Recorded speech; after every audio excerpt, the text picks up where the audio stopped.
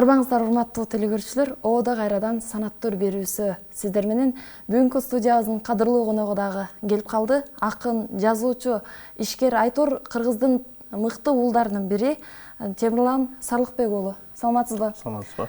Куш келиңиз биздин төрүбүзгө.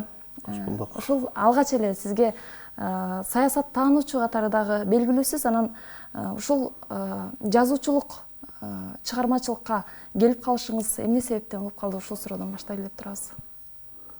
Сиздин сөз башында айтсам, сиздин сурооңуз мени уялтып койду. Себеби дегенде, менин бүгүнкү чейин жазгандарым бул жазуучулукка кирбейт да. Жазуучулукка кирбейт. Бул менин жоң гана бош убактымда бир нерсе жазып, баягы бир нерсе менен алек болуу максатында, ошол убакта балким башкаларга дагы пайдалуусу тиет деген максатта гана жазылган нерселер да. Анан бул бир жазуучулук же акындык даражага келбейт. Мен үчүн алар чоң ыйык нерселер. Мен өзүмдү жазуучу же акын катары эсептегенден алысмын. Абдан жакшы жооп болду.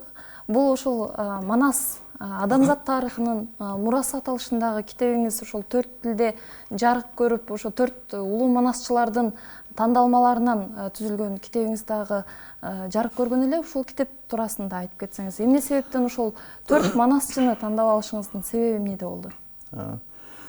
Биринчиден 4 манасчыны тандап алышыбыздын себеби бул Манас казып бүткүс чоң казына экен да. Биздин убактыбыз жеткен жок, эркибиз жеткен жок. 5-6 манасчынын манасын изилдеп айткан Манас эпосун изилдеп чыгыш бизге аябай кыйынга турду.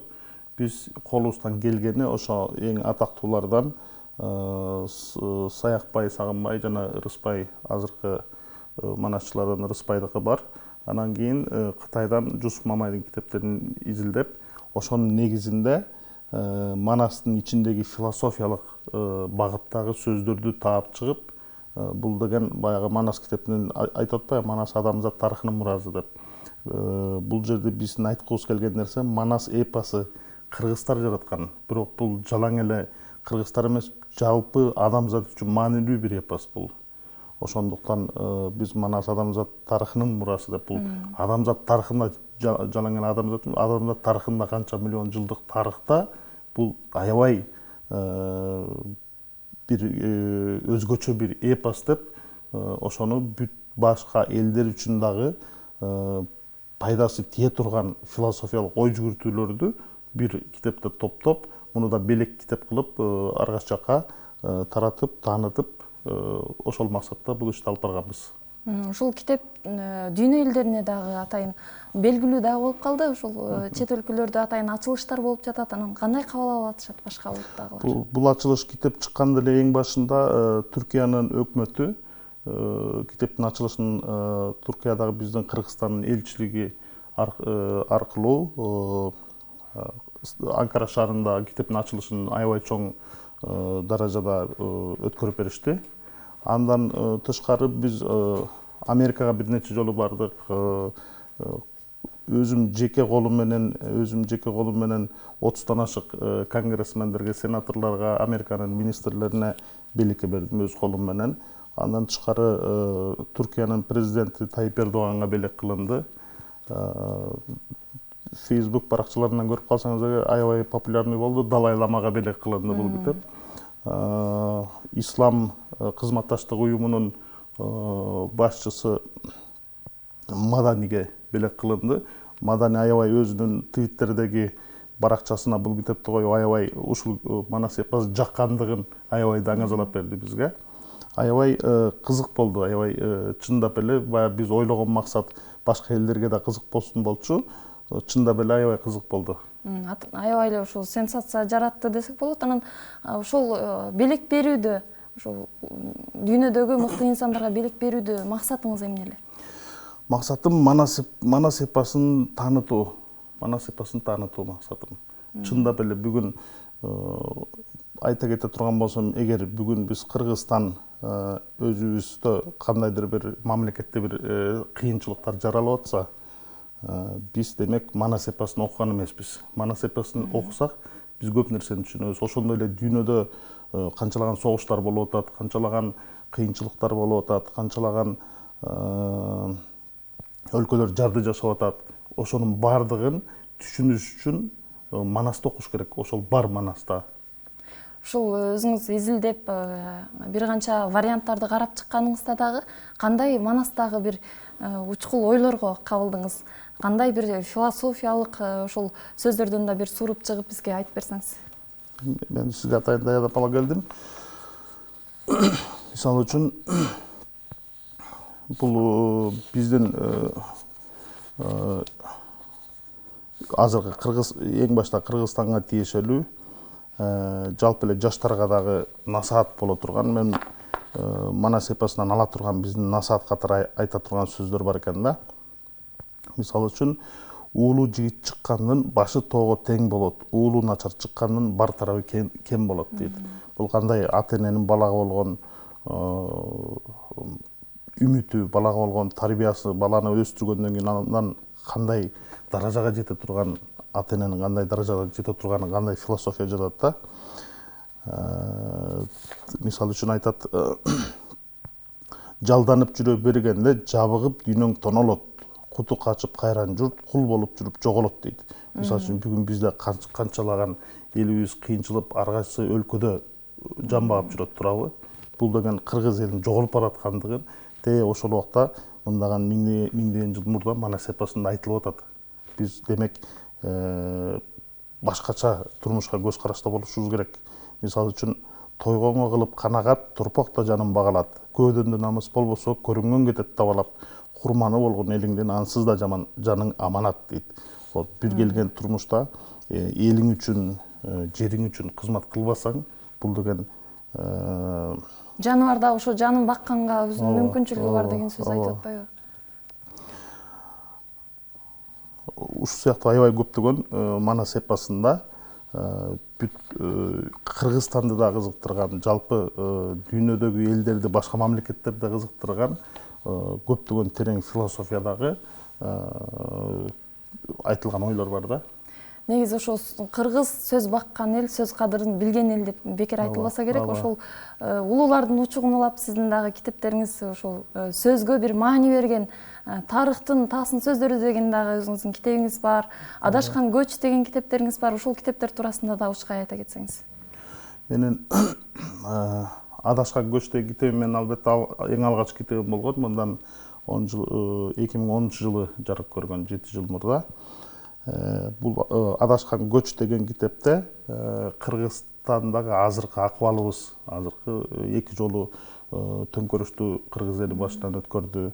Бирок ошол төңкөрүштө биз бирөөлөрдү күнөөлөп жатабыз, бири-бирибизди күнөөлөп жатабыз. Чындыгында бир мамлекет болуп жашоодо ар бирибизге түшкөн бир жүк бар, ар бирибиз кыла турган кызмат бар, мойнубуздагы бир жоопкерчилик бар. Ар бир жаран өзүнүн жоопкерчилигин аткарып атабы бир мамлекет болуп жашаганда деп. Ошонун үстүндө ой жүгүртүү болгон. Албетте бул китеп азыр сатыкта түгөнүп калыптыр, сатыкта жок экен, өзүмдө колумда калган жок, ошондуктан ала келген жокмун. Экинчи китебим моногу тарыхтын таасын сөздөрү деген китеп болгон.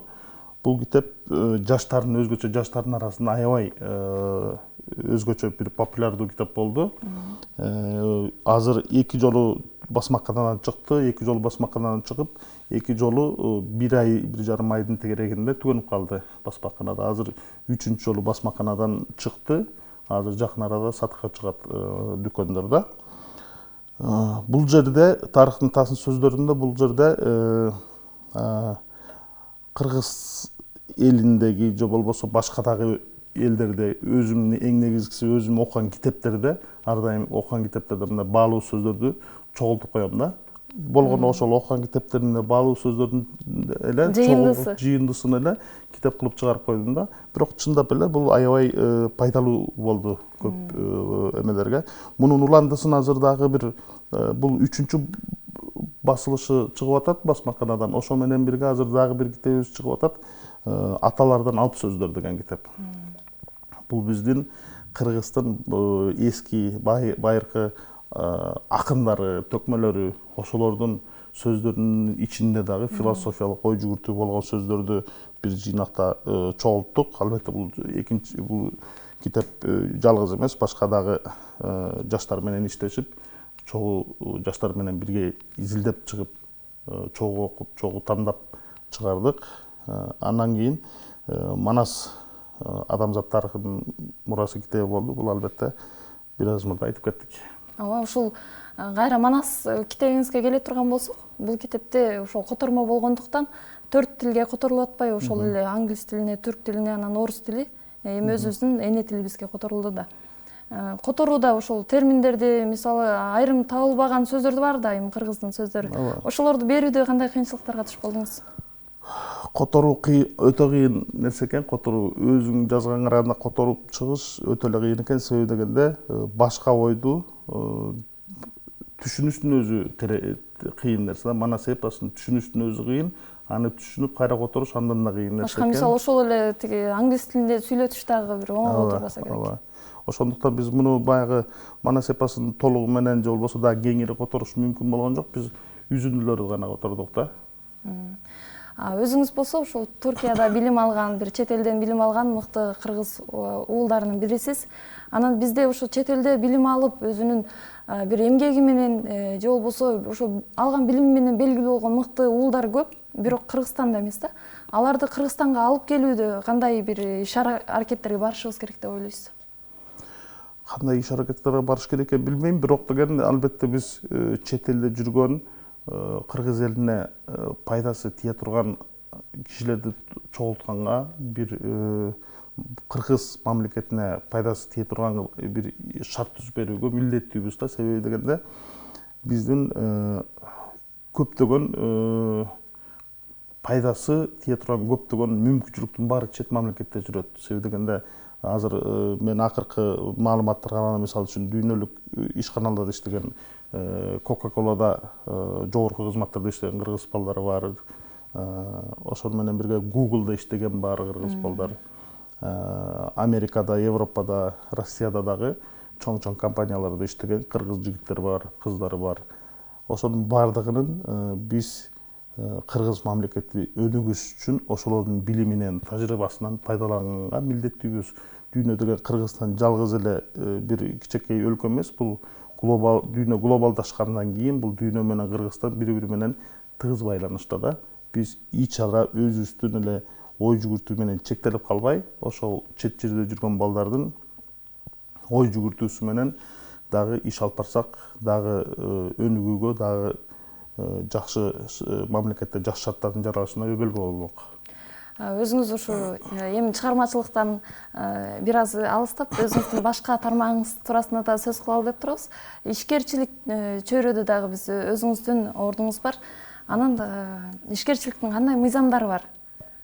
Ошолор туурасында айтып берсеңиз. Ишкерчилик Кыргызстанда албетте бир нече ишканада партнер катары иштешебиз. Ишкерчилик Кыргызстанда жакшы жактары да бар, жаман жактары да бар. Жаман жактарын санай кете турган болсом, Кыргызстандын саны аз болгондуктан соода кылсаң да, өндүрүш кылсаң да жалаң Кыргызстандын рыногу көп тармакта өзүн өзү актабайт. Кыргызстанда экспортко шарт түзүлгөн эмес, эч кандай шарт түзүлгөн эмес. Ошо менен бирге Кыргызстан көп өлкөлөрчөлүк салыштырмалуу турду. Албетте тиги Америка, Европа же болбосо өнүккөн өлкөлөрдөгүдөй стабилдүү эмес. Акча болсо бир сөз бар, акча сымап деп. Сымап кадимки кайсы жерде оңтой болсо ошол ордун өзүнө өзү агып барып таап алат деген сөз да. Кыргызстандагы стабилдүү болбогону үчүн акча башка өлкөлөргө агып кетет да. Тыштан акча агып келбейт, ичтеги акчалар башка өлкөлөргө агып кетет да. Мисалы үчүн көп кишилер эмне үчүн Дубайдан үй алып атат же болбосо Туркиядан, Анталиядан үй алып атат. Бул акчаны ошого агып кеткен да. Демек, ошол өлкөлөр бизге караганда дагы стабилдүү деген мааниде. Финансылык атайын бир билим алуу керекпи бизде? Мисалы Кыргызстанда атайын ошо билимди жаңылаштыруу атайын программа ишке ашышы керек деп ойлойсузбу? Албетте биз азыр жалаң эле Кыргызстан эмес, дүйнө болуп көрбөгөн ылдам өзгөрүп атат да. Демек, биз ошол ылдамдыкка же жетишип калышыбыз керек, ошол ылдамдык менен бирге өнүгүшүбүз керек, же болбосо башка бир тандоо жок, артта калабыз деген сөз да. Бат өнүгүш үчүн, ошол ылдамдыкка жетиш үчүн дүйнөдөгү болуп аткан өзгөрүүлөрдүн баардыгын билишибиз керек, изилдеп турушубуз керек. Бул албетте мектептин мугалиминен баштап университеттин мугалимдерине чейин, студенттер, жөн эле мындай кызматчылар, ар бир жаран дүйнөнүн ылдамдыгына жетишип жашоого аракет кылыш керек да. Анан өзүңүздүн бир ошо Кыргызстанга бир патриоттук сезим менен жасаган иштериңиз дагы бар. Анан бүгүнкү күндө ошол Стамбулда Манастын эстелигин айкелин тургузуу иши дагы өзүнүн эмесин баштап аткан экен. Анан ушул туурасында да айтып кетсеңиз. Бул албетте бул Манаска болгон кызыгуум. Менин Манаска болгон кызыгуум, манасчылар менен азыр Кыргызстанда Саякбай Манасчы фонду бар. Ошол жердеги биздин азыркы манасчылар менен достошуп, ошолор менен сүйлөшүп жүрүп, ошондон башталды бул кызыгуу. Анын аркасы менен китепти чыгардык. Китеп чыгаргандан кийин дагы көбүрөөк кызыгуу пайда болду. Себеби дегенде мен дагы бул жерде казып бүтсө төгөнгүс бир ген бар экенин көрдүм да Манас эпосунда. Бул Манас эпосу жөн гана Кытай менен Калмактын согушу, же болбосо саналуу эле бир кылыч менен чабышып, бул сыяктуу эме эмес, мындай бир история эмес, бул тарых эмес. Бунун ичинде казып бүтсө терең төгөнгүс бир философия бар. Анан кийин мунун жыйынтыгында албетте өзүм дагы жеке мамилелеримден улам. Стамбул шаарында болгон сүйлөшүүлөрдө биз Стамбулдун мэриясы менен сүйлөшүлдү. Стамбулда Манас эпосунун, Манас атабыздын айкелин Стамбулда тургузалы деген бир пикир пайда болду. Бул пикиримде мен Стамбулда керектүү, тийиштүү жетекчилер менен сүйлөшүп, талкууладык. Натыйжада макулдук алдык. Албетте бул макулдук алуу, азыр ойлосоңуз, Кыргызстанда бир 2 квадрат метр жер алыш Бишкекте кандай кыйын нерсе. Стамбул деген 17 миллион киши жашаган Кыргызстандын өзүнөн 3 эсе чоң. Ошол убакта дүйнөдө эң чоң шаарлардын бирөөсү. Бул биринчиден. Экинчиден, бул илгери тарых боюнча эч качан бөлүшө албаган жер Стамбул. Дагы деле талаш тартыштардын болгон жери. Ошол убакта эң тарыхый шаар, канчалаган империялардын борбор шаары болгон шаар. Ошол шаарда жер алууда оңойго турган жок. Буну албетте демилгени мен көтөрдүм, бирок бул жер алууда мага кимдер жардамга келди? Көмөк көргөзгөндөр. Мисалы үчүн айта кетсек, эң башта биздин президенттик аппарат менен Стамбулдагы элчилик, Стамбулдагы консулдук, Анкарадагы элчилик, булар мага колдоо көргөздү жер алууда. Андан тышкары эстеликти жер алгандан кийин биз 5-6 айдан бери 5 айкелчи Стамбулда иштеп атат. Азыр бүткөнгө жакын калды. Бул убакта эстеликтин тургузулушуна албетте каржысын өзүм 2-3 досум менен чогуу көтөрүп атабыз. Ошол убакта ошол жерде Стамбулдагы чыгымдарын, айрым чыгымдарын, мисалы, ошол жерде 5 айкелчини 5-6 ай Стамбулда багыш керек, иштегенге шарт түшпөш керек. Мунун баарын Стамбулдун мурдагы мэри, Стамбул шаарынын мурдагы мэри Бедретдин Далан деген киши мойнуна алды. Ушул сыяктуу иши кылып, бул айкелдин туруп калышына көптөгөн кишилер колдоо көргөзүп атат. Бул айкелдин айлана чөйрөсү дагы бир паркты берди да, деңиз жээгиндеги бир паркты берди. Парктын жасалганышын Стамбулдун мэриясы өз мойнуна алды. Ошо менен аябай кызуу иш азыр жүрүп жатат. Кудай буйруса, бир айдын ичинде жыйынтык талкуулат. Бул ушул кайсы сүрөткерлерди алдыңыздар? Анан кийин бул кандай материалдан жасалууда ушул айкел? Бул Манас башка айкелдерге жасаганга караганда Манас айкелин жасаш өтө кыйын нерсе да. Себеби дегенде Манас эпосун көп киши окуган эмес. манастын сүрөттөмөсүн көбүбүз билбейбиз. Ошол убакта ар кимдин өзүнүн пикиринде бир манас бар. Бирөө айтат манас мындай болгон, бирөө башкача болгон деп айтат. Биз манас айкелин тургузуш үчүн Саякбай манасчы фонду менен биргеликте Бишкекте сынак жарыяладык. Сынактын негизинде бул көптөгөн Бишкекте дээрлик 17-18 айкелчи катышты. Мунун ичинен Токталы деген жаш айкелчи жана Садыбек Ажиев деген Кыргызстанда эмгеги сиңген чоң айкелчи биргеликте бул манас айкелин тургузууну утуп алды, конкурсун утуп алды десек болот. Ошо менен 1 жыл иштелди. Бул манастын образын жаратууга 1 жылдан ашык убакыт кетти. 1 жыл иштешип, анын негизинде бунун бир комиссия түзүлдү. Буну Бексултан Жакиев баштаган Кыргызстандагы манас таануучулар, ошону менен бирге Саякбай манасчы коомдук фондунун манасчылар, ошонун ичинде манасчылар чогулуп бир комиссия түзүп, анан манастын образын жаратканга баягы айкелдин кандай болушун ошолор белгиледи да. Ошонун жыйынтыгында Кыргызстандан 5 айкелчи Туркияга учуп кетишти. 6 айдан бери Туркияда иштешип, бул айкелди жасап жатат. Манас атабыздын айкели жезден жасалып атат, жезден. Бул Кыргызстан дүйнөдө эле айкелдер же бронзадан жасалат, же жезден жасалат. Бронзадан жасалган айкелде Кыргызстанда айкелчилердин тажрыйбасы аз болгондугуна байланыштуу. Жезден жасаган жазуу боюнча тажрыйбанын көп болгонуна байланыштуу. Ошону менен бирге эле Түркияда жезден жасалган айкел көбүрөөк баалангандыгына байланыштуу жезден жасалып жатат. Ошол ишиңиздерге ийгилик каалайбыз. Абдан жакшы самалыктар болуп аткан экен. Андан сырткары дагы ошол Кыргызстандын аймагында бир чоң өзүбүздүн желегибизди орнотууда дагы өзүңүздүн иш-чараларыңыз бар эле. Ошол парктарды дагы шаарларга жайгаштырууда, ушул иш-чаралардын максаты эмне эле? Максаты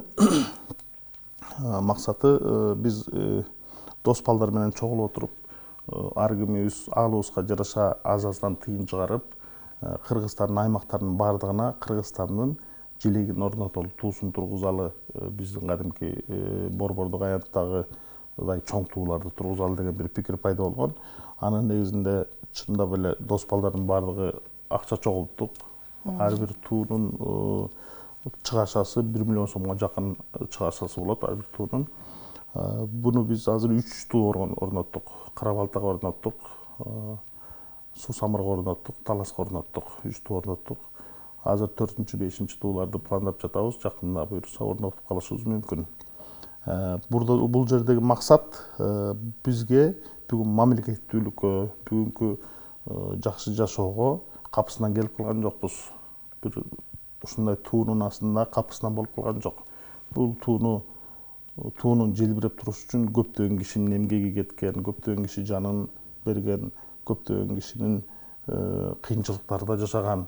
Бүгүн биз туубуз бар, бирок ошол туунун баркын билбей атабыз деген мааниде биз тууларды орнотконбуз. Жаш балдар Кыргызстандын мамлекеттүүлүгүнүн баркын биле жүрсүн деген мааниде. Ушул биздин өзүбүздүн туубузга дагы бир жаштардын мамилеси дагы кайсы бир мезгилдерде бир жөнөкөй эле нерсе катары көрүп, жонуна жамынып алган сыяктуу бир өтө жеңил мамиле кылган да учурлар кездешти эле. Анан ушуга кандай бир өзүбүздүн мыйзам болобу, бир атайын талап кылсак болобу? Биздин ошол башкаруучулардан, депутаттарга атайын мыйзам кабыл алуу туурасында. Эми бул мыйзам менен кылына турган нерсе эмес. Мисалы үчүн бул жүрөк менен аяр мамиле кылууга атайын бир антпесек болбой атпайбы? Тарбия менен ошонун туунун баалуулугун сезишибиз керек да. Биз мисалы үчүн мыйзам менен тууну тебелебегиле же болбосо тууну жерге таштабагыла деп мунун мыйзам менен чектесек деле ар бир кишинин эмне кылып атканын жөнөкөй эле жана албайбыз да. Үйлөнүп үлпөт тоюнда деле монтип желекти алып алган эмне тиешеси бар? Муну биз бул тарбиядан улам. туунун баркын ар ким сезишибиз керек. Кандай эненин баркын сезсек, кандай атанын баркын сезсек, ошол сыяктуу эле туунун баркын сезишибиз керек да. Туу жөн эле келген эмес. Биз жалаң эле бул жаштарга тиешелүү эмес. Мисалы үчүн бул улууларга да тиешелүү нерсе да. Мен айта кетсем, биз бул тууларды орнотуп жатканда жөн эле барып туруп калган жок. Ошо туунун орнотулушуна каршы болгондор, чоң эле кишилер, мамлекеттик кызматта иштегендер. Ошо туунун Кыргызстандын туусун Кыргызстанга орнотулушуна каршы болгондор болду. Мисалы үчүн Таласта дагы бир туунун пайдубалын даярдап койгонбуз. Туубузду Туркиядан, бул баягы дат баспаган темирден болгон үчүн бунун темирлери Туркиядан келет. Чоң туу Кыргызстанда тигилбеген үчүн 100 квадратта бир туу. Ал да Туркиядан тигилип келет жакшы материалдар. Ошонун баары алып келгенден кийин, мисалы үчүн Таласта Манас ордого биз орнотуп берели дедик. Өз чыгымыбыз менен бүт баарын өзүбүз орнотуп берели. Каршы болду мисалы үчүн. Бул эмне дегенди түшүнсө болот да. Мисалы үчүн Кыргызстанда, кыргыз жеринде Кыргызстандын туусун желбиреп турушуна каршы болгон киши, мен ойлойт бул Кыргызстандын душманы, башка болушу мүмкүн эмес. Мисалы үчүн азыр жаңы бир идеяны баштап атам. Азыр биз Кудай буйруса бир айдын ичинде Стамбул шаарына Манас атабыздын эстелигин тургузабыз. Анан эмне болот? Анан кийин башка бир идеяны айтып атам. Бишкекте Манас эпосунун музейи жок. Бишкек шаарында Манас эпосунун музейи салыныш керек. Биз бүгүн балдарыбызга Манасыбыз бар деп атсак, келген туристтерге Манасыбыз бар деп атсак, демек биз Манас эпосунун музейин салышыбыз керек. Мисалы үчүн мен азыр керектүү, тийиштүү мамлекеттик органдардан сурап атам. Манас эпосунун музейи салыныш үчүн жер бөлүп бериле, акчасын беребиз. Музейди дагы өз каражатыбызга салабыз биз. Бизге айрым колдоо көргөзгүлө деп атабыз. Бирок ошо Манас атабыз сактап берген мамлекетте Манас атабыздын музейи үчүн жер жок. Ойлойсузбу? Мисалы үчүн Манас айыл деген айылга барып көргөнсүзбү? Ооба. Кандай акыбалда? Манас атабыздын урпактары, Манас атабыз түптөп берген мамлекетте жакшы жашап атабыз. Менин үйүм жакшы, сиздин үйүңүз да жакшы. Бирок Манас айылы кандай акыбалда? Демек биз өзүбүздүн тарыхыбызга, өзүбүздүн Манасыбызга ээ боло албай, Манасыбызга барктай албагандан кийин анда башка сөздүн кажети жок. Өзүңүз айткандай, бул тарыхка кайрылып, ошол Манасты даңазалоодо, кыргызды даңазалоодо бир мыкты иштердин үстүндө иш алып барып аткан экенсиз. Анан ушул жерден кошумча дагы бир ой келип кетти сизге, бир символикалуу биздин кыргыздын баалуулуктары туурасында сөз кылып атпайбызбы? Анан паспортко ошол эле улут деп, кыргыз деп жазылышын дагы алып салуу туурасында да, мыйзам туурасында сиздин пикириңизди айтып кетсеңиз. Менин пикирим, паспортто кыргыз деген улутун алып салуу балким кандайдыр бир убактан кийин керек болушу мүмкүн. Бирок азыркы убакта мен паспорттон кыргыз улутун алып ташташты мен каршы болчумун. Эмне үчүн каршы болчумун? Мен бул багытта тиешелүү кишилер менен маек курдум, сүйлөштүм. Алардын мага айткан пикири, Кыргызстандагы улуттар аралык биримдикти сактап калыш үчүн улут деген жазууну кыргыз, казак, өзбек деген жазууну алып таштайбыз деп ошол багытта алып ташташты. Менин пикирим эмне? Биз паспорттагы улутун алып таштасак, биримдик күчөп кетпейт. Ошол менин да ошондой ой келип. Биримдиктин достуктун тукумун, үрөнүн себишибиз керек. Мен казак болуп туруп, же болбосо сиз кыргыз болуп туруп экөөбүз дос боло алсак, ошол достук. Анан сиз да казак эмессиз, мен да кыргыз эмесмин, экөөбүздүн улутубуз жок, эми дос бололу деген мындай достук болбойт. Демек, бири-бирибизге аң сезим жетилип, аң сезим менен достук болсо, аң сезим менен ынтымак болсо, ошондо ынтымак болот да. Анан бул жерден менин оюмча өтө ката болду, туура эмес болду. Себеби дегенде ансыз да жоголуп бараткан, Кыргызстанда тилибиз жоголуп баратат, көрүп атасыз, тарыхыбыз жоголуп баратат, баардыгы жоголуп барат, бүт баалуу нерселер жоголуп бараткан убакта бул улутту дагы паспорттон алып ташташ, бул туура жол болгон жок деп ойлойм. Чоң катачылык болду деп эле айтабыз да мындай караганда. Бизге берилген убакыт дагы аягына келип калды, агай. Сизге бир жыйынтыктоочу сөз берейин. Жыйынтыктоо сөз десек, эң биринчиден баарыбыз кыргыз элибизди бүт баарыбызды азыр орозо убагында майрам менен куттуктайм, орозо ыйык майрам, ыйык айы менен куттуктайм. Бардыгыбыз Кыргызстанда, кыргыз эли, бардык элдер ынтымакта жашашыбыз керек экенин айта кетем. Ошону менен бирге биз ар кимибиз ушул кыргыз тарыхына, маданиятына көңүл бурушубуз керек. Ошону өтүнөт элем жаштардан, улуулардан да өтүнөт элем. Себеби дегенде мындай байлык табылбайт. Бул деген жөн эле байлык эмес. Бул канчалаган миңдеген жылдар боюнча чогулуп отуруп, ушундай акыбалга келген, ушинтип чоңойгон бир байлык. Канчалаган миллиондогон кишилердин эмгеги менен чоңойгон байлык. Анан бул жөн гана белгилүү азыркы аябай катуу глобалдашып бараткан убакта бир канча жыл эле көңүл бурулбай калса жок болуп кете турган байлык да булчу. Ошондуктан биз манас эпосубузга жалаң эле манас эпос эмес, биз көп эпостарыбыз бар. Бардык эпостарыбызга, Кенже эпостор, баатырдык эпостор, дастандарыбызга, макал лакаптарыбызга көп Кыргызда баалуу нерселер бар. Ушунун баарын сактап калууга биз көңүл бурушубуз керек. Ошондо биз бардык эле жарандарыбыздан өтүнөт элем да. Чоң рахмат бизге ошо убактыңыздын тар экенине карабай келип бергениңизге. Ишиңиздерде албан ийгиликтер болсун, агай. Сизге рахмат. Жогоруда айтылгандай, ушул кыргыз өзүнүн улуулугун, улуу мурастарын сактап калса экен деген жакшы тилек менен бүгүнкү берүүбүздү жыйынтыктайбыз. Сак саламатта болуңуздар.